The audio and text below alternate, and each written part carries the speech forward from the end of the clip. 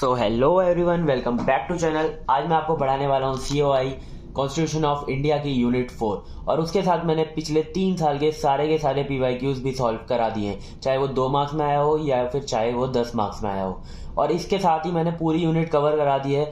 जो यूनिट में टॉपिक जो थे वो आए नहीं थे, जैसे कि कॉपीराइट हमारा एक भी साल नहीं आया पिछले 3 सालों में, तो मैंने इसको भी समझा दिया क्योंकि मुझे लगता है ये इंपॉर्टेंट है। लिमिटेशन ऑफ IT एक्ट ये भी नहीं आया था, तो मैंने इसको भी समझा दिया क्योंकि ये मुझे लगता है इंपॉर्टेंट है और इस साल आ सकता है ना। तो देखो, अभी मैंने यूनिट 5 अपलोड कर दी थी और अब यूनिट 4 भी अपलोड कर दूंगा। मैं रात को 10 बजे से लिखने बैठा था और अब शायद सुबह के कितने बज रहे हैं, 3 बज रहे हैं और आज ही हमारा पेपर है। देखो 5 तारीख को हमारा पेपर है। चलो फिर आपको बस क्या करना है, ये वीडियो को एंड तक देखो और आराम से, बस ये वीडियो देखने से ही आपको सारी की सारी ये जो टॉपिक्स हैं वो सारे के सारे क्लियर हो जाएंगे और आप आराम से एग्जाम में अच्छे नंबर स्कोर कर लोगे।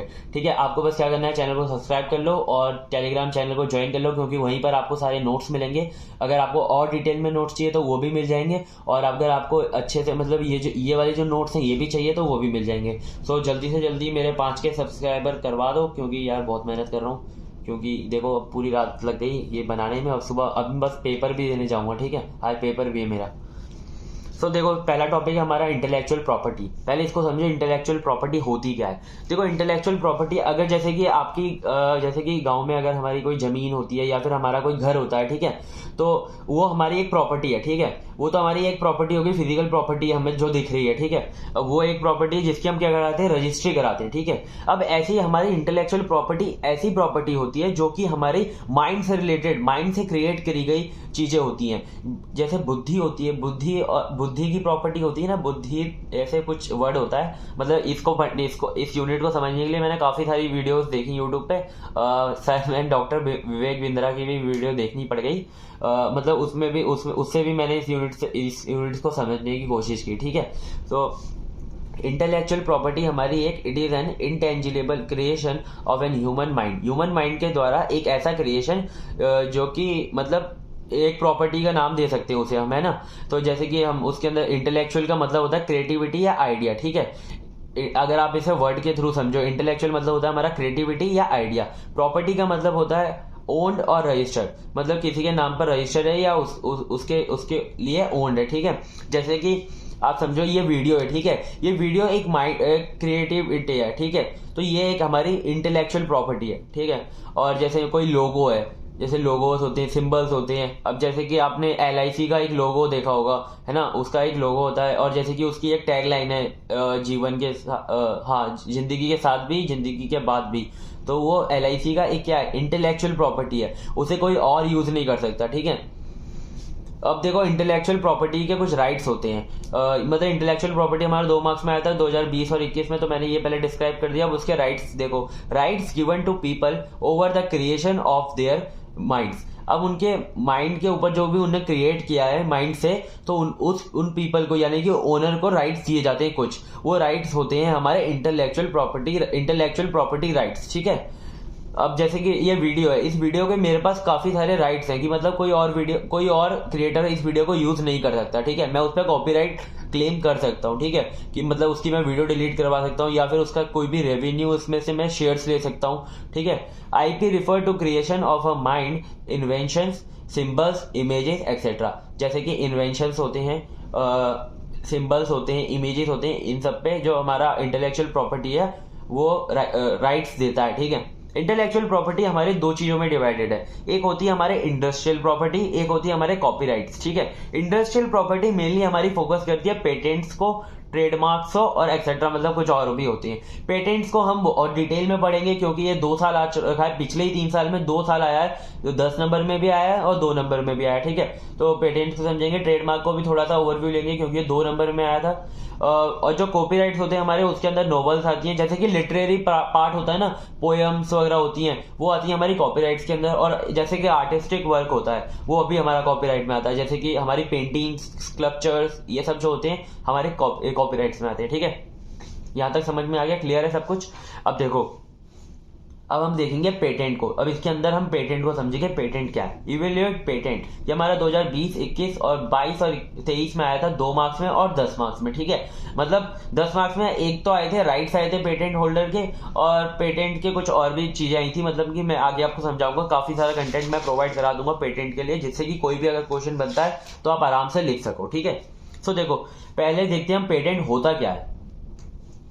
A patent is a granted as an exclusive right by government to a true and first inventor of a limited period of time in exchange for the public disclosure of an invention।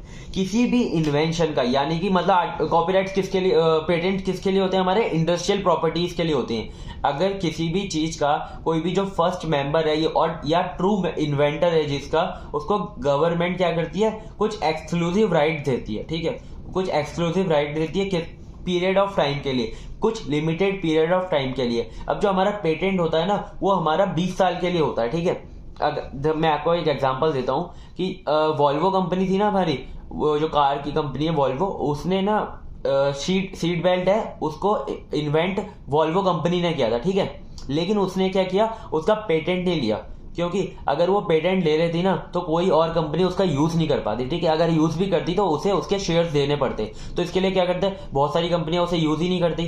तो मतलब मैं पहले facts बनाता था ना, इस वजह से मुझे थोड़ा बहुत पता है। तो ये एक मतलब ऐसा है। और जैसे कि हमारे और भी चीजें होती हैं, जैसे कि कुछ कलर्स होते हैं, उन पर कोई अगर पेटेंट करा ले, कोई किसी कलर को किसी ने फाइंड किया है तो उस पर पेटेंट हो जाए, या फिर कोई टैगलाइंस होती है उन सब पे पेटेंट हो सकता है। उससे जो हमारा ट्रू या जो फर्स्ट ओनर होता है उस इन्वेंशन का, उसको कुछ एक्सक्लूसिव राइट्स दिए जाते हैं कुछ लिमिटेड पीरियड ऑफ टाइम के लिए। ठीक है, valid of a certain period of time 20 years, then after free for public. और 20 साल के बाद क्या होता है? वो फ्री होता है, पब्लिक के लिए यूज कर सकती है उसे पब्लिक फ्री में। ये होती है हमारा पेटेंट। आई होप समझ में आ गया होगा। ठीक है, एक बार वीडियो को दोबारा देख लेना अगर समझ ना आए तो। नेक्स्ट है हमारे ऑब्जेक्टिव ऑफ पेटेंट। हमारे ऑब्जेक्टिव क्या है पेटेंट के? To encourage inventions by providing protection investors from infringement of theory invention. Infringement का हमारा मतलब होता है कि मतलब उल्लंघन करना, या फिर मतलब किसी रूल को लागू ना करना। ठीक है, अब देखो टू एनकरेज इन्वेंशन मतलब कि इन्वेंशन जो है उनको एनकरेज किया जाए और उसको ज्यादा प्रोटेक्शन देके। अगर जैसे कि मैं कोई इन्वेंशन करता हूं, है ना, और उसे कोई भी उसे यूज कर रहा है, ठीक है, मेरी बिना मर्जी के, ना ही मुझे कुछ उससे फायदा मिल रहा है, ठीक है, तो मैं कोई इन्वेंशन क्यों करूंगा। लेकिन अगर आप कोई इन्वेंशन करते हो और उसके आपको कुछ रॉयल्टीज मिलती है, उसके कुछ पैसे मिलते हैं, उससे कुछ फेम मिलता है, तो आप और इन्वेंशन करने की कोशिश करोगे। तो क्या होता है इसके ऑब्जेक्टिव? टू एनकरेज इन्वेंशन को वो एनकरेज करता है पेटेंट के थ्रू, है ना, गवर्नमेंट के थ्रू। मतलब to provide maximum benefits of invention to the society by securing the working. ठीक है, अब मतलब उसे मैक्सिमम बेनिफिट्स देने की कोशिश करते हैं जो इन्वेंशन है उसको, ठीक है, इन्वेंटर को, इन्वेंशन के। इनकम प्लस रिकॉग्निशन, उसे रिकॉग्निशन यानी कि सबको पता चल जाता है कि मतलब किसने उसे इन्वेंट किया है, उसका नेम थोड़ा सा मतलब क्या बोलते हैं पॉपुलर होता है वो, और उसको कुछ इनकम भी मिलती है। अब जैसे कि मैंने ये वीडियो बनाई, ठीक है, अगर मेरा चैनल अभी मोनेटाइज नहीं है, मतलब बहुत परेशान हूँ यार, अगर चैनल मोनेटाइज हो जाता है, ठीक है, और मतलब है ना, अगर यूट्यूब पे जैसे कि कुछ क्राइटेरिया होता है, अगर इतने व्यूज होते हैं तो पैसे मिलते हैं, ठीक है, तो इसका क्या है, इसका एक पेट मतलब वो हो गया कि मतलब ये तो एक आर्टिस्टिक वर्क है, ठीक है, ये तो इस पे तो कॉपीराइट्स आती है, ठीक है, तो मतलब इसका क्या होगा कि कोई भी अगर इसे यूज करता है या फिर मतलब मेरी वीडियोस को कोई देख रहा है तो उसके मुझे कुछ पैसे मिलते हैं, ठीक है। टू प्रोवाइड इनकम, ये हो गया हमारा पेटेंट के ऑब्जेक्टिव्स हो गए, ठीक है। अब हमारे पेटेंट 3 तरीके के होते हैं, utility patent, design patent and plant patent. Utility patent में आता है हमारी मशीन्स, केमिकल्स, जो हमारे नए नए केमिकल्स बनते हैं उनके पेटेंट, या फिर जो नई नई मशीन्स बनती है उनके पेटेंट। यूनिक डिजाइंस, यानी कि जो डिजाइंस हमारी यूनिक होती है, जैसे कि अब कुछ हमारी डिजाइंस होती हैं जो बहुत ज्यादा यूनिक होती है, चाहे वो सॉफ्टवेयर की हो, चाहे वो एप्स की हो, चाहे वो मतलब किसी फर्नीचर की डिजाइन हो, है ना, उन सब की डिजाइन पे पेटेंट करा सकते हैं। प्लांट पेटेंट यानी कि सीड्स, हाइब्रिड प्लांट, कुछ प्लांट ऐसे होते हैं, मतलब कुछ फार्मर्स वगैरह क्या करते हैं, कुछ ऐसे पेस्टिसाइड्स या फिर कुछ ऐसी चीजें ढूंढते हैं या फिर कुछ ऐसे प्लांट ग्रो करते हैं जो कि काफी अलग होते हैं, मतलब कि अगर 2 या 3 प्लांट से मिलाकर कुछ करके कुछ मतलब एक हाइब्रिड प्लांट बना दिया, ठीक है, वो मतलब अलग है और सब नेचुरल प्लांट से, तो उस पर वो पेटेंट करा सकते हैं, ठीक है। अब patent filing procedure, patent filing procedure नहीं आया है पिछले 3 साल में, लेकिन मैंने करा दिया है क्योंकि मुझे लगता है इंपॉर्टेंट है। ठीक है, सबसे पहला होता है प्रोविजनल स्पेसिफिकेशन। पहले आपको प्रोविजनल स्पेसिफिकेशन, सबसे पहले तो हमारी एप्लीकेशन फाइल करनी होती है। अगर आपका जो काम आप कर रहे हो, ठीक है, जो भी आपका प्रोसेस है या फिर आपकी जो मशीन है, अगर वो पूरी नहीं बनी है तब भी आप उस पर पेटेंट करा सकते हो। ठीक है, उसे हाफ कंप्लीशन पे भी पेटेंट करा सकते हो। ठीक है, क्योंकि कभी कभी क्या होता है कि हाफ कंप्लीशन पे ही आपका जो आइडिया होता है वो चोरी हो जाता है। ठीक है, इसके लिए बहुत जरूरी रहता है पेटेंट करा लेना चाहिए। फिर होता है हमारा कंप्लीट स्पेसिफिकेशन। जब अगर आपने हाफ में कराई है तो फिर उसके बाद आपको 12 महीने के अंदर आपको कंप्लीट स्पेसिफिकेशन करवानी होती है। ठीक है, फिर होता है पब्लिशेशन। उसका पब्लिशेशन होता है 18 महीने के बाद। रिक्वेस्ट फॉर एग्जामिनेशन, अब आपने कोई पेटेंट कराया, ठीक है, किसी चीज पर, वो थोड़ी ना गवर्नमेंट ऐसी मान लेगी कि आपकी चीज ऐसे काम करती है। अगर आपने जैसे कि एक कोई पेन का पेटेंट कराया कि ये जो मेरा पेन है ना, वो मतलब जैसे कि अपने आप लिख सकता है, ठीक है, इसको मतलब ऐसे छोड़ दो ये अपने आप लिखेगा, तो गवर्नमेंट मान नहीं लेगी, उसका एग्जामिनेशन लेगी, मतलब कि उसका एग्जाम लेगी, उसको टेस्ट करेगी क्या वो सच में ऐसा कर रहा है। ठीक है, फिर एग्जाम के लिए रिक्वेस्ट करोगे आप, फिर आपका एक एग्जाम की रिपोर्ट आएगी 6 मंथ के अंदर। फिर अगर एग्जाम की, फिर आपको क्या करना है, ऑफिस जाना है उसके, और वहां पे जाके उसको रजिस्टर वगैरह करना है। और अगर आपका जो एग्जाम है वो पास हो जाता है तो आपको क्या हो जाएगा, पेटेंट ग्रांटेड हो जाएगा और आपको एक सर्टिफिकेट मिल जाएगा। ठीक है, ये होता है हमारा पेटेंट फाइलिंग प्रोसीजर। इसको ज़्यादा डीप में नहीं पढ़ा है क्योंकि यार आया ही नहीं है पिछले 3 साल। अगर आ भी जाता है तो लिख देना, ठीक है, और आप अच्छे से लिख दोगे इसे।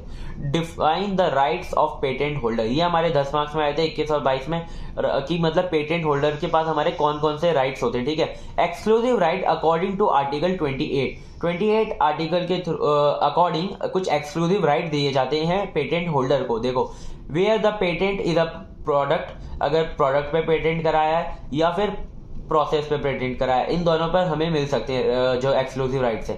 ठीक है, मतलब कि owners constant from the acts of making, using, offering for sale, इन सब के लिए मतलब वो ओनर जो होता है वो रिस्पॉन्सिबल होता है कि मतलब वो कर सकता है। ठीक है, कुछ राइट्स अब देखते हैं इसके। Right to exploit the patent, मतलब एक्सप्लॉइट कर सकता है वो पेटेंट को, ऐसा राइट होता है उसके पास। Right to assign and license, मतलब कि जैसे अगर मतलब कोई मेरे चीज मतलब यूज करना चाहता है, ठीक है, तो मेरे पास राइट है कि मैं किसी को असाइन कर सकूं मेरा जो पेटेंट है कि वो यूज कर सके, उसे कुछ लाइसेंस प्रोवाइड करा सके। ठीक है, उसके पास ये भी राइट होता है। Right to surrender the patent, surrender का पेटेंट मतलब कि जैसे मेरे पास किसी इन्वेंशन का पेटेंट है, ठीक है, लेकिन कोई कंपनी आती है और वो बोलती है कि हम तुम्हें 1 लाख रुपए देंगे या फिर 20 लाख रुपए देंगे और आप हमें ये पेटेंट हमारे नाम कर दो। ठीक है, तो वो पेटेंट को सरेंडर भी कर सकता है, मतलब है ना, वो दूसरे के नाम भी कर सकता है पेटेंट को, है ना। जैसे कि मतलब ज्यादातर सॉन्ग्स वगैरह होते हैं, जैसे कि किसी अभी आर्टिस्ट का कोई सॉन्ग है, इंडिविजुअल एल्बम का कोई सॉन्ग है, ठीक है, और अगर किसी कंपनी को चाहिए तो उसे वो और पैसे देकर उससे ले लेती है वो सॉन्ग। ठीक है, right in case of infringement, ठीक है, अब उसके पास क्या होता है, अगर इन्फ्रिंजमेंट होता है उसके साथ कि मतलब उसका उल्लंघन किया जाता है किसी भी उस ऑनर अगर ऑनर को नहीं पता उस चीज के बारे में और अगर उसकी चीज का किसी ने यूज किया है, ठीक है, उसकी कॉपीज बनाई है या फिर उसका यूज किया बिल्कुल सेम इट इज, तो क्या कर सकता है वो उस पर केस कर सकता है इन्फ्रिंजमेंट का। ठीक है, मतलब कि उस पर एक्शन ले सकता है, लीगली एक्शन ले सकता है।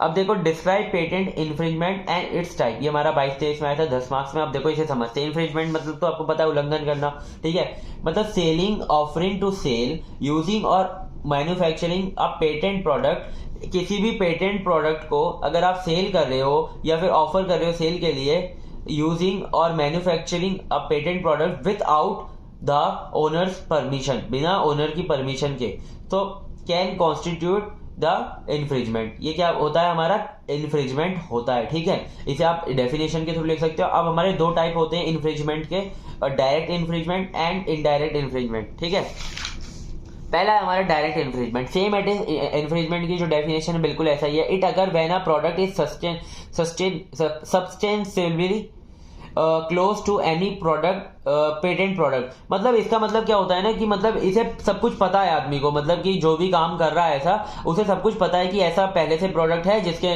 किसी के नाम पर इसका पेटेंट है, लेकिन फिर भी वो करता है। ठीक है, और अगर पकड़ा जाता है तो वो क्या होता है, हमारा डायरेक्ट इन्फ्रिंजमेंट, और हमारा विदाउट परमिशन होता है ये। ठीक है, विदाउट परमिशन किसके, ओनर के, विदाउट परमिशन ओनर। ठीक है, और देखो डायरेक्ट और इनडायरेक्ट इन्फ्रिंजमेंट क्या होता है, it occur when some amount of accidental infringement happen. अब मतलब कि किसी को नहीं पता कि ऐसा प्रोडक्ट पहले से है और मतलब उस पर पेटेंट कराया गया है और थोड़ा बहुत यानी कि थोड़ा बहुत सिमिलर हो प्रोडक्ट किसी का, तो वो होता है हमारा इनडायरेक्ट। मतलब कि उसका कोई इंटेंशन मतलब वो नहीं था, काम नहीं था, इंटेंशन नहीं था कि मतलब वो ऐसा करे, ठीक है, लेकिन फिर भी गलती से हो गया, तो वो होता है हमारा इनडायरेक्ट, ठीक है। मतलब इसका एक एग्जाम्पल लिख कर आना कोई, ठीक है। अब जैसे कि मैं आपको इन्फ्रिंजमेंट का एग्जाम्पल बताऊं तो अब जैसे कि हाँ एक बार है ना क्या हुआ था कि याहू जो है ना हमारी जो सर्च इंजन है, उसका एक लड़के ने क्या किया था, उसके नाम इंडिया के एक लड़के ने याहू के साथ मतलब लोगों के साथ एक उसका डोमेन खरीद लिया था, ठीक है, याहू इंडिया नाम से खरीद लिया था और उसे क्या करा था, उसे रैंक करवाया अपने गूगल पे। तो याहू इंडिया और याहू तो अलग अलग है, याहू और इंडिया मतलब उसने याहू इंडिया ले लिया तो लोग क्या हो गए, कंफ्यूज हो गए कि याहू इंडिया को देखें या याहू को देखें, ठीक है। याहू इंडिया बिल्कुल सेम इट इज लग रहा था, तो याहू को जब वो बात पता चली तो उसने क्या किया, कोर्ट में उसके खिलाफ, उस लड़के के खिलाफ केस फाइल किया, ठीक है। और क्योंकि याहू हमारा काफी बड़ा ब्रांड है, ठीक है, इसी वजह से वो केस जीत गया और उस लड़के को कुछ फाइन वगैरह पे करना पड़े और जो उस डोमेन था उसे मतलब डिसॉल्व करना पड़ा, ठीक है। तो मतलब याहू काफी बड़ा था इस वजह से, वरना कि जब हमारे छोटे बहुत बिजनेसेस होते हैं वो ज्यादातर इतना नहीं करवा पाते, ठीक है। लेकिन ये जब ये सब चीज आई तो इससे मतलब हो सकता है, ठीक है। ये वाईटी मतलब यूट्यूब तो काफी ज्यादा रिस्ट्रिक्ट है इस मामले में। इसका एक एग्जांपल लिख कर आना है, ठीक है, इसके लिए बताया। अगर आपको कोई और एग्जांपल भी पता हो तो वो लेकर आ सकते हो। इसीलिए जब भी आपको 10 नंबर मिलेंगे, क्योंकि कंटेंट बहुत कम है यार, इन्फ्रिंजमेंट आपको पता ही समझा दिया और फिर टाइप्स भी बता दिए। डिफाइन ट्रेडमार्क, ये हमारा 2 नंबर में आया था, इसके लिए मैं आपको बता देता हूँ ट्रेडमार्क क्या होता है। Any word, phrase, symbol, design identify the source of your goods और सर्विसेज। अगर आपकी कोई कंपनी का गुड्स या फिर सर्विसेज कोई भी वर्ड या फ्रेज, सिंबल या फिर डिजाइन आइडेंटिफाई करता है तो वो हमारा ट्रेडमार्क करवा सकते हैं हम उसे, ठीक है। Provide legal protection for your brand, trademark हमारा लीगल प्रोटेक्शन प्रोवाइड कराता है ब्रांड के। जैसे कि मैंने आपको बताया था कि LIC का हमारा जिंदगी के साथ भी, जिंदगी के बाद भी, ये उसका ट्रेडमार्क है, ठीक है, उस पर वो ट्रेडमार्क करा सकता है। अब जैसे मुथूट फाइनेंस है, मुथूट फाइनेंस में क्या है कि वो जो 2 एलिफेंट्स हैं वो मतलब उस पर ट्रेडमार्क करा सकते हैं, ठीक है। तो ये हमारा ट्रेडमार्क हो गया। अब है हमारा कॉपीराइट को समझते हैं। हमारा मतलब आया तो नहीं है पिछले 3 साल में, लेकिन आपको समझा रहा हूं। It is a form of legal right, ठीक है, ये हमारा क्या है, एक लीगल राइट का फॉर्म है, given to a creator who has a ownership in literary, musical और any other artistic work, sound recording, painting, drama और एनी आर्टिस्टिक वर्क, ये सब इसके अंदर आते हैं कॉपीराइट के अंदर। कॉपीराइट इन्फ्रिंजमेंट बिल्कुल सेम इट इज वैसे ही है कि मतलब if someone copies the work of copyright without permission of owner, तो उसे क्या कहते हैं, copyright infringement. Take legal action by owner, owner हमारा लीगल एक्शन ले सकता है कोई अगर कॉपी करता है। जैसे कि मैं ना पहले फैक्ट्स की वीडियो बनाता था, ठीक है, तो मेरे को एक बार ICC क्रिकेट मतलब क्रिकेट के लिए एक वीडियो बनानी थी कि 2 बार टॉस हुआ था किसी मैच में, श्रीलंका के साथ मैच था, तो है ना उस मैच की मैंने ना एक वीडियो यूज की थी, वो जो कि ICC के चैनल पे अपलोडेड थी, थोड़ी सी क्लिप यूज की थी अपने शॉर्ट में। तो ICC ने मुझे उस पर खिलाफ कॉपीराइट दिया था, ठीक है, और मेरी वीडियो को डाउन कराया था। तो मेरे को पता है कि मतलब ऐसे वो लीगल एक्शन ले सकते हैं, मेरी वीडियो को डाउन करा दिया था और मेरे को वीडियो डिलीट करनी पड़ी थी, ठीक है। अब देखो समझते हैं हम remedies for copyright infringement, infringement से बचा या फिर उसके ऊपर रेमेडीज क्या है उसके ऊपर करने की, ठीक है।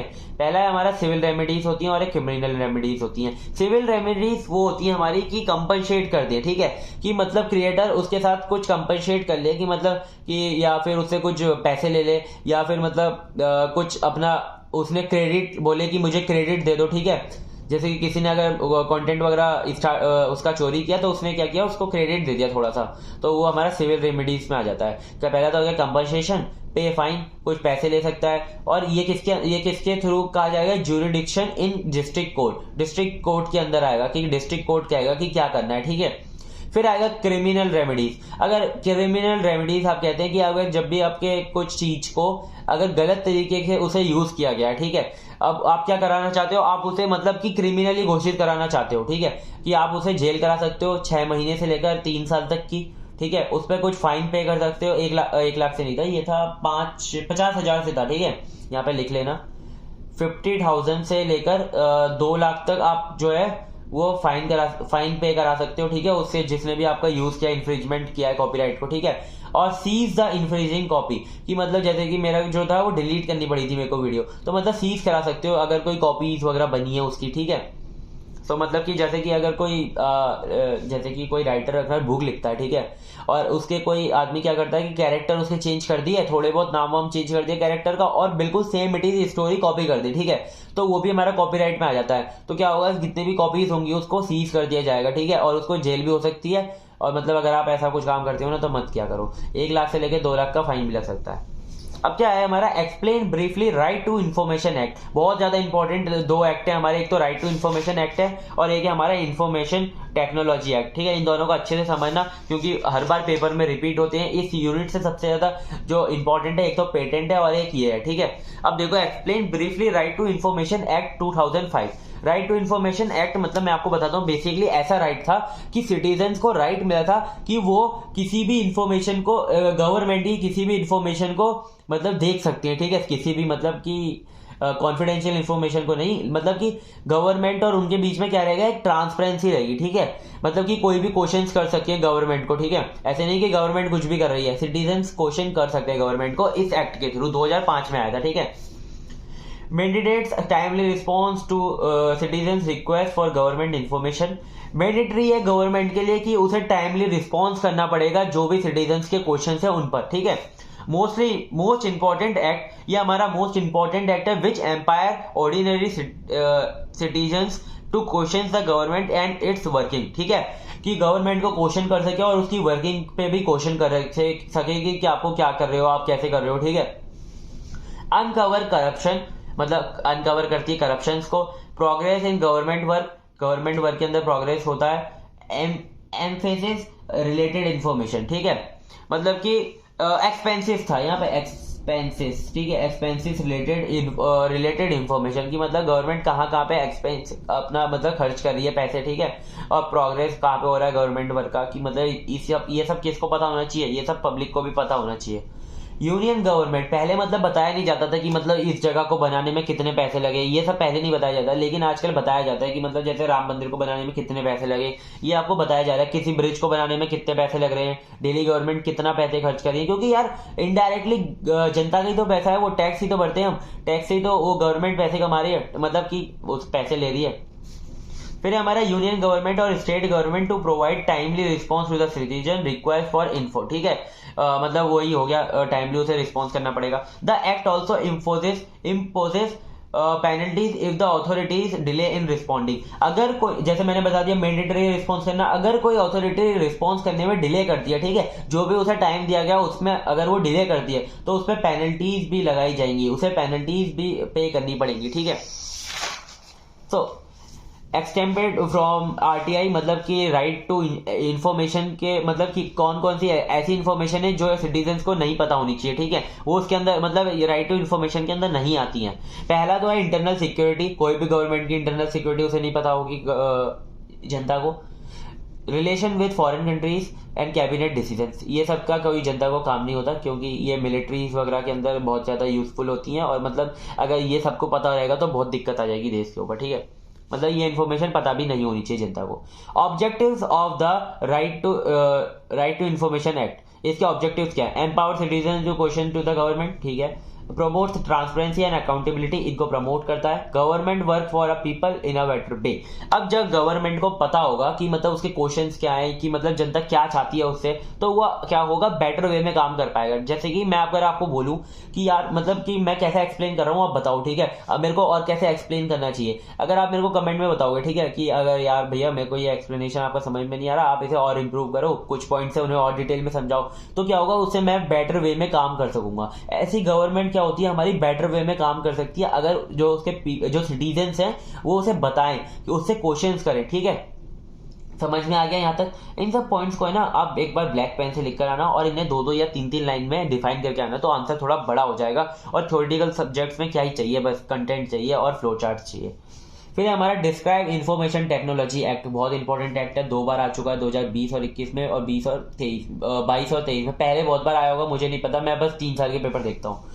This act provide legal recognition for transaction carried out by means of electronic data. मतलब इसके अंदर है ना आईटी सेक्टर को बहुत ज्यादा बढ़ावा दिया गया था। सबसे पहले तो क्या किया था, लीगल रिकॉग्निशन दे दिया गया था किसे, इलेक्ट्रॉनिक डेटा को, कि मतलब अब जैसे कि हमारा मेल्स होते हैं या फिर मतलब कि जो हमारे डॉक्यूमेंट ऑनलाइन है उन सबको क्या किया था, एक लीगल रिकॉग्निशन दिया गया था कि मतलब अगर वो वैलिड है, अगर वो ऑथराइज्ड हैं, तो ऑनलाइन हमारा जो फॉर्म्स होंगे, ऑनलाइन जो डॉक्यूमेंट होंगे, उन्हें भी एक लीगल रिकॉग्निशन मिलेगा। ठीक है।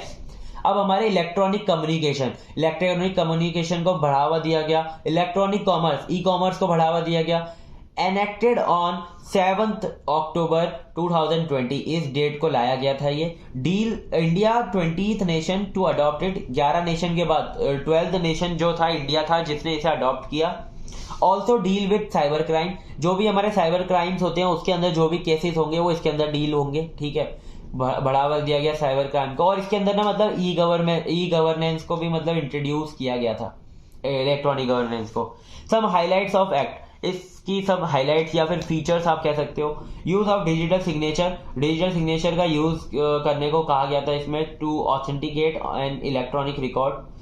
डिटेल अबाउट इलेक्ट्रॉनिक गवर्नमेंट को इंट्रोड्यूस किया गया था, उसे डिटेल में बताया गया था। Record kept in electronic forms. ठीक है।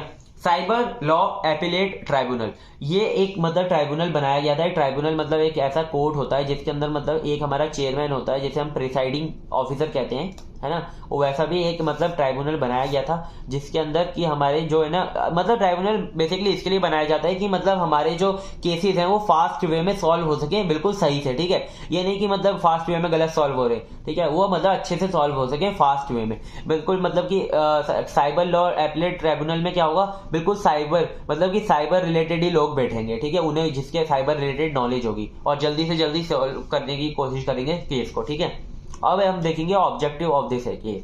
ऑब्जेक्टिव ऑफ दिस केस क्या है। पहले तो इलेक्ट्रॉनिक स्टोरेज को बढ़ावा दिया गया, computer crime and privacy, protected privacy को, recognition of digital signature legally, online form, सब एक ही चीज है। ठीक है, एक दो चीजें उन्हें पढ़ना है, पूरा अच्छे से लिख देना अलग अलग पार्ट्स में। थोड़ा क्या होता है कि ऑब्जेक्टिव लिख दिए, फीचर्स लिख दिए, तो क्या होता है थोड़ा ज्यादा हो जाता है पार्ट, और मतलब टीचर को ऐसा लगता है हाँ यार बच्चे को आता है, पढ़ा लिखा है। ठीक है। ई गवर्नेंस हमारी यूनिट 5 में थी, इसका ओवरव्यू मैंने यूनिट 5 में दिया था, मतलब कि पूरा अच्छे से समझाया था यूनिट 5 में, और मतलब ओवरव्यू है इसके अंदर, तो मतलब मैं आपको एक बार समझा देता हूँ। ई गवर्नेंस हमारी होती है, ई गवर्नमेंट अगर फंक्शन करती है एप्लीकेशन के साथ, किसके, आईसीटी यानी कि इंफॉर्मेशन एंड कम्युनिकेशन टेक्नोलॉजी के साथ अगर इंटीग्रेट कर लेती है हमारी गवर्नमेंट, तो वो क्या हो जाती है, हमारी ई गवर्नेंस बन जाती है। ई गवर्नेंस के हमारे बेसिकली है ना, ये स्मार्ट की तरफ मतलब टूवर्ड स्मार्ट हमारी मूव करती है। तो स्मार्ट क्या होता है हमारा, simple, moral, accountable, responsive and transparent. बहुत इजी वर्ड्स हैं यार, ये पढ़ लेना। ठीक है, ऐसे ही पढ़ के समझ में आ जाएंगे। इसके कुछ टाइप्स होते हैं। G2C यानी कि सिटीजन्स के लिए गवर्नमेंट क्या बेनिफिट दे सकती है। G2B बिजनेसेस को कैसे गवर्नमेंट मतलब ई कॉमर्स लाके कैसे बेनिफिट दे रही है या फिर उसके लिए कैसे फायदेमंद है। G2E यानी कि एम्प्लॉय, जो हमारे एम्प्लॉयज हैं उनके लिए गवर्नमेंट क्या हेल्प कर रही है। G2G यानी कि मतलब G2G यानी कि यूनियन गवर्नमेंट और स्टेट गवर्नमेंट, यानी कि यूनियन गवर्नमेंट क्या ऐसा काम कर रही है ई गवर्नमेंट के थ्रू कि मतलब स्टेट गवर्नमेंट को हेल्प हो रही है। इसके advantage, improve delivery and efficiency, थोड़ा फास्ट हो जाता है। इंक्रीज ट्रांसपेरेंसी को इंक्रीज होता है, मतलब कि उसे और मोटिवेट और इफेक्टिव वे में दिखाता है ट्रांसपेरेंसी को, क्योंकि मतलब जब किसी भी पर्सन के पास एक्सेस होगा अपने घर में बैठ के उस पोर्टल का, तो उसके पास थोड़ा ट्रांसपेरेंसी आ जाएगी कि गवर्नमेंट क्या कर रही है। गवर्नमेंट के उसके ऊपर मतलब लिखे होते हैं कि क्या क्या प्रोसेस चल रही है, क्या प्रोजेक्ट्स पे काम कर रही है। कॉस्ट रिडक्शन, थोड़ा कॉस्ट कम हो जाएगी। लेस करप्शन, अगर ई गवर्नेंस आ गई और ट्रांसपेरेंसी बढ़ गई तो करप्शन जो है अपने आप कम हो जाएगा। ठीक है, तो ये होता है हमारा ई गवर्नेंस। अगर मतलब लिख के आना हो तो लिख के आ जाना इसका ओवरव्यू। ठीक है, तो देखते हैं अब यूनिट अपनी कहाँ पर है। अब हम पेटेंट हो गया था हमारा, ये भी हो गया, ई गवर्नेंस हो गई। अब है हमारा discuss digital signature and it's type in detail. अब हमारा डिजिटल सिग्नेचर हमारा 20 और 21 में आया था और 22 और 23 में आया था। 2 मार्क्स में भी आता है और 10 मार्क्स में भी आता है, तो बहुत इंपॉर्टेंट है। मैंने अच्छे से समझा दिया इसके टाइप्स वगैरह, तो आप अच्छे से कर लोगे। डिजिटल सिग्नेचर क्या होता है। Digital signature is a mathematical scheme to verify the authenticity of an digital document और अ मैसेज। किसी भी डिजिटल डॉक्यूमेंट को अगर हमें ऑथेंटिसिटी देनी है कि मतलब उसकी ऑथेंटिसिटी चेक करनी है कि ये ऑथोराइज है या नहीं है, क्या ये सही है या गलत है, ठीक है। तो हम किसके थ्रू कर सकते हैं उसे, डिजिटल सिग्नेचर के थ्रू। डिजिटल सिग्नेचर हमारा क्या है, मैथमेटिकल स्कीम्स है यार, मतलब जो मतलब मैथमेटिकल उसमें स्कीम्स यूज हुई हैं कि मतलब उससे हम वेरीफाई कर सकते हैं क्या वो सही है या गलत है, ठीक है। A valid digital signature allows the recipient to trust the fact that a known sender sent the message। जो हमारा वैलिड सिग्नेचर अगर वैलिड आ गया, मतलब डिजिटल सिग्नेचर अगर वहां से वैलिड आ गया डॉक्यूमेंट पे तो मतलब जो वो ट्रस्ट एक दिखाता है कि मतलब वो हमारा एक नोन सेंडर के थ्रू सेंड किया गया मैसेज है, ठीक है। Digital signature authenticate the source of message like an electronic mail contract in electronic form. इन सब चीज़ों को भी मतलब डिजिटल सिग्नेचर ऑथेंटिकेट कर सकता है, ठीक है, मेल्स वगैरह को। नेक्स्ट है हमारे types of digital signature. Digital signature बहुत इजीली समझा रहा हूँ, 4 टाइप्स होते हैं। पहला है हमारा सर्टिफाइड सिग्नेचर, बिल्कुल नाम से पता चल रहा है कि उसके कोई सर्टिफिकेशन होगा, ठीक है। Display unique blue ribbon across the top of document, document के टॉप पर बिल्कुल एक ब्लू रिबन होगा, ठीक है। उससे क्या होगा, सर्टिफिकेट सिग्नेचर है ऐसा पता चलता है। Name of the document sign है, जिसने भी साइन किया उसका एक नेम भी होगा वहां पर, और सर्टिफिकेट इशूअर नेम, किसने सर्टिफिकेट इशू किया उसका भी नाम होगा। जैसे कि मतलब कुछ सर्टिफिकेट्स होते हैं ना हमारे, जैसे कि ई होते हैं। आजकल क्या होता है कि जैसे वर्कशॉप वगैरह होती है ना, तो उसमें आपको है ना एक मतलब मेल या फिर आपको मेल पर ना एक लिंक भेजा जाता है और उस पर आपको बोला जाता है कि आपको ये फिल करो फॉर्म, तो आपको सर्टिफिकेट मिल जाएगा। आपको एक है ना QR मिल जाता है वहाँ पे, ठीक है, बार कोड सा मिल जाता है, वहाँ पर आप स्कैन करते हो तो आपको पता चल जाता है हाँ यार ये सर्टिफिकेट ऑथेंटिकेट है, मतलब ऑथोराइज्ड है, ये बिल्कुल सही है। उसके अंदर हमारा इश्यूअर का भी नेम होता है और हमारा भी नेम होता है, ठीक है। अब जैसे लिंक्डइन पे आपने देखा होगा ना, वहाँ पे क्रेडेंशियल होते हैं कुछ सर्टिफिकेट्स के, उससे हम ऑथेंटिसिटी मतलब चेक कर सकते हैं क्या वो ऑथराइज है या नहीं है। फिर है हमारा अप्रूवल सिग्नेचर। अप्रूवल सिग्नेचर यानी कि approval digital signature use in organisation business workflow. हमारे कहाँ पर यूज होता है, ऑर्गेनाइजेशन में यूज होता है। यहाँ पे क्या क्या होता है, उसकी एक फिजिकल सिग्नेचर की इमेज होती है, लोकेशन होती है, डेट होती है इसके अंदर। फिर है हमारा विजिबल सिग्नेचर, बिल्कुल सेम है फिजिकल सिग्नेचर जो कि दिखता है वहां पर, ठीक है, डॉक्यूमेंट पर। इनविजिबल सिग्नेचर, अब हमारा ऐसा सिग्नेचर जो कि आप चाहते हो कि इनविजिबल रहे, किसी को भी शो ना हो, लेकिन वो मतलब उसे ऑथेंटिसिटी भी प्रोवाइड कराए। तो not want to show the physical signature but need to provide the authenticity, ठीक है। ये हमारे टाइप्स होकर डिजिटल सिग्नेचर के। अब हम देख लेते हैं ये आईटी जो एक्ट है उसकी कुछ लिमिटेशन, ठीक है। ये हमारी 2000 मतलब आईटी एक्ट की लिमिटेशन है, मतलब अभी तक आई तो नहीं है लेकिन मुझे लगता है आ सकती है, तो मैं आपको समझा देता हूँ। स्पैमिंग यानी कि मतलब कुछ लिमिटेशंस है यार, मतलब आईटी एक्ट अभी भी बिल्कुल अच्छे से बिल्कुल कंप्लीटेड नहीं है। कुछ ऐसी चीजें हैं जहां पर कुछ लॉस बनाई नहीं गई हैं, उनके लिए कोई मतलब जेल वगैरह है ही नहीं, कोई उनके लिए पे फाइन वगैरह करना है कि काम ही नहीं है। जैसे स्पैमिंग है, स्पैमिंग मतलब आपको डेली ना जैसे कोई मैसेजेस आते हैं, ठीक है, वो स्पैम के मैसेजेस आते हैं ना कि ऐसा होता है कि मतलब बार बार एक ही मैसेज रिपीट हो रहे हैं, या फिर कॉल आती है, ठीक है, स्पैम, बहुत सारे मेल्स आते हैं, तो इस पर कोई गवर्नमेंट लीगल एक्शन ले ही नहीं रही है, ठीक है। तो मतलब लोग भेजे जा रहे हैं यार, हम भी परेशान है, पर गवर्नमेंट कोई लीगल एक्शन इस पर ले ही नहीं रही है, तो क्या है, ये लिमिटेशन है। फिर हमारा फिशिंग मतलब कि आपको कोई ऐसे कॉल आता है कि आपसे पूछा जाता है कि अपने बैंक का वो पिन बता दो, या फिर मतलब कोई आपको वो आएगा OTP वो बता दो, तो आप उससे क्या होता है, फिशिंग करने की कोशिश की जाती है। हमारे एक टाइप है हैकिंग का, ठीक है। या फिर हम मतलब इंस्टाग्राम वगैरह पे कोई लिंक दिया जाता है कि आप इस पे जाके ज्वाइन करो, आपको 5,000 रुपये तुरंत बोनस मिल जाएंगे, और फिर जैसे आप लिंक पे ज्वाइन करते हो बोनस मिल जाता है 5,000 रुपये, क्या 25,000 रुपये कट जाते हैं आपके अकाउंट से, अगर होते हैं तो आपके अकाउंट में। प्राइवेसी प्रोटेक्शन मतलब इतनी नहीं ज्यादा है। साइबर वॉर हमारा कंट्रोल ही नहीं हो रहा है। आइडेंटिटी थेफ्ट आजकल तो इतना ज्यादा मतलब कि, और जो AI आ गई है उससे आइडेंटिटी थेफ्ट हो सकती है कि मतलब जो हमारे सेलिब्रिटीज है उनके डीप फेक वीडियोस भी बनाए जा रहे हैं AI के थ्रू, ठीक है। तो क्या है, IT सेक्टर हमारा लिमिटेशन है अभी उसके अंदर बहुत सारी लिमिटेशन है, ठीक है। फिर हम देखेंगे साइबर एपलेट ट्राइब्यूनल। मैंने बहुत सारी यूट्यूब पे वीडियोस देखी, बहुत सारे मतलब देखे, जिसके अंदर है ना ये वाला जो टॉपिक है कवर ही नहीं कराया सबने, मतलब यहीं तक कवर कराया है, और इसमें तो मैंने क्वेश्चंस अच्छे से कवर करा दिए, लेकिन टाइप्स ऑफ डिजिटल सिग्नेचर भी कवर नहीं करा रखे, ठीक है। मेरे को लग रहा था यूट्यूब पे अच्छा कंटेंट है, लेकिन इतना भी अच्छा नहीं है क्योंकि सबने सब कवर करा ही नहीं रखा है। साइबर एपलेट ट्राइब्यूनल हमारा होता क्या, मैंने आपको पहले बता दिया कि ऐसा कोर्ट जिसके अंदर हम कोई भी केस क्या कर सकें, फास्टली सॉल्व कर सकें, और इसके अंदर हमारे साइबर रिलेटेड ही लोग होंगे, ठीक है। इसके अंदर एक चेयरमैन होता है जिसका नाम प्रिसाइडिंग ऑफिसर होता है, ठीक है। अब हम इसे समझते हैं अच्छे से। तो देखो सेक्शन 48 के द्वारा of IT act 2000 authorise the establish of specialised cyber appellate tribunal, ठीक है। सेक्शन 28 ऑफ IT एक्ट 2000 के द्वारा इसे इस्टेब्लिश किया गया था cyber appellate tribunal. The tribunal presiding officer is known as chairman, ये मैंने आपको बता दिया है। Who will nominated by central government, ये किसके थ्रू बनाया जाता है? सेंट्रल गवर्नमेंट के थ्रू। क्वालिफिकेशन फॉर अपॉइंटमेंट, मतलब कि अगर प्रिसाइडिंग ऑफिसर को अपॉइंटमेंट क्वालिफिकेशन उसकी क्या क्या होनी चाहिए अपॉइंटमेंट के लिए। अ जज ऑफ अ हाई कोर्ट, वो एक तो जज होना चाहिए हाई कोर्ट का, और a member of Indian legal services का मेंबर होना चाहिए, एंड होल्ड और has held a post in grade 1 of the debt service for a last 3 year. ऐसे नहीं कि किसी भी सर्विस में, वो ग्रेड 1 सर्विस में होना चाहिए, वो भी पिछले 3 साल। या तो वो हाई कोर्ट का जज होना चाहिए, या तो फिर वो मतलब लीगल सर्विस में होना चाहिए पिछले 3 साल ग्रेड 1 के साथ, ठीक है। ये हमारी क्वालिफिकेशंस हो गई। फिर the term of office, presiding officer serve 5 year, मतलब कि वो मतलब उनका जो टाइम होता है, टाइम पीरियड होता है काम करने का, उसमें वो होता है हमारा 5 साल का। कब तक? जब तक कि वो हमारे मतलब 65 ईयर्स के नहीं हो जाते। अगर कोई हमारे प्रिसाइडिंग ऑफिसर 62 पर ज्वाइन करते हैं, ठीक है, तो 65 पर ही हट जाएंगे। लेकिन कोई प्रिसाइडिंग ऑफिसर अगर हमारे 55 या 50 साल के हैं, तो वो हमारे मतलब 50 साल के हैं तो 55 साल पे हट जाएंगे, क्योंकि 5 साल का टाइम होता है। लेकिन अगर उनका टाइम के बीच में उनके 65 साल पूरे हो जाते हैं, तो वो तब भी हट जाएंगे, ठीक है। रिजाइनेशन एंड रिमूवल, ठीक है। रिजाइन कैसे करते हैं और उनको मतलब निकाला जाए तो कैसे निकाला जाए। तो देखो, he can resign from his office by after submitting a notice in return to central government. एक सेंट्रल गवर्नमेंट को नोटिस देके वो जा सकते हैं। कब तक? वो मतलब उनको जो नोटिस है वो 3 महीने पहले देना पड़ेगा, ठीक है। अगर जब वो 3 महीने पहले देंगे तो एक सक्सेसर जो है वो अपॉइंट हुआ जाएगा, सक्सेसर को अपॉइंट किया जाएगा प्रिसाइडिंग ऑफिसर की जगह पर, ठीक है।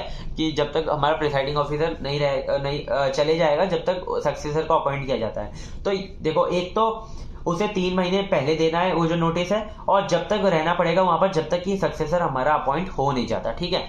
इन केस ऑफ मिसबिहेवियर, अगर कोई हमारे प्रिसाइडिंग ऑफिसर क्या करते हैं, मिसबिहेव करते हैं, या फिर जैसे कि घूस घूस खा लेते हैं, या पैसे वैसे ले लेते हैं किसी से, वो अच्छे से जजमेंट नहीं करते और पकड़े जाते हैं, ठीक है। फिर क्या होगा?